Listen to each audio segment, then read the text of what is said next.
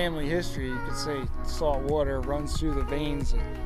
My grandmother's side had Nantucket whalers, merchant marines, and my father's a lobsterman, so I spent most of my childhood running around on the deck of a lobster boat, paying for the boating toys. I spent a lot of money as a kid on boats, and turned into a job. Went to Marine Mechanics Institute in Orlando, Florida, and learned the mechanical side of rigging and repairing engines, diagnosing, setup, and stayed in the marine business for 10 years, wrenching on boats and servicing systems anywhere from 14 to 65 feet, and got more into the performance side of it, learning about the hull technologies and engine technologies, bigger stern drive product,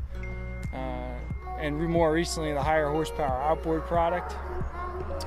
And eventually, through this high performance dealer, learned how to weld and turned that into a repair and fabrication business, which was another 10-year process of getting more onto the stainless and aluminum side of the boat, where you end up with not only accessories but structural components of the boat. A lot of times wood, fiberglass, or even composite is just not enough to do the job. So I had taken my skills from all of these different branches and kind of put them all into one thing that's been a long time coming, and assembling an entire boat. This boat is as loaded as it could be for a 20-footer. We've got everything from a power-assisted pop-out cooler to synthetic decking from Plasdec. It's made in America, and it actually integrated a rare earth mineral to have a glow-in-the-dark deck. Lumitec LED lights, Seastar hydraulic steering with a recessed helm. We've got a brand new Yamaha product, which is their F-150.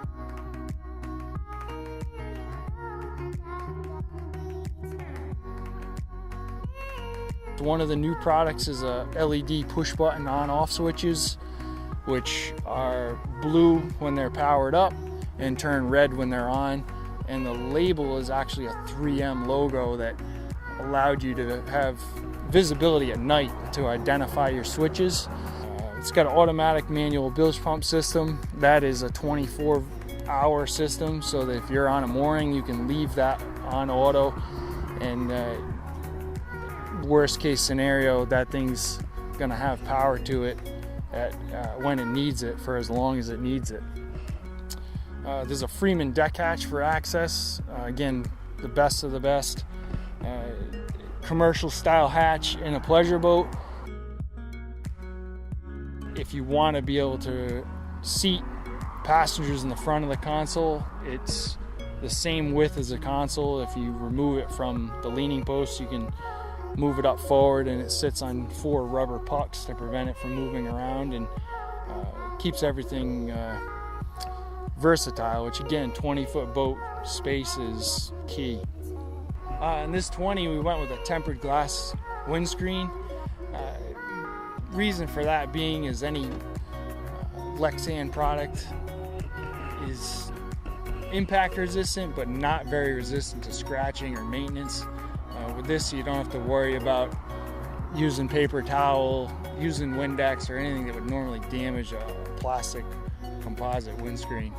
Following that theme, we did a single Optima battery that gave the ability to have more stowage, and integrated a low voltage disconnect switch from Blue Seas, so that we didn't have any fear of losing a battery power. As soon as you get to a low voltage situation, the system will automatically turn off the entire house, saving enough power to restart the motors, whether you forget to shut something off, or maybe the kid left the UBS charge port plugged in and the cell phone kills it. Running your electronics, And of course it's easily overridden just by resetting the switch. The bottom of this boat is 1/4 inch plate. The sides on this particular hull are 3/16, and any of the console, leaning post accessories are 1/8 inch, making for a solid boat that is not overkill, but built well enough where if you did have a mishap with a dock, a rock, beaching the boat, and certainly the life of the boat and the expectancy of any corrosion buys you into the next generation.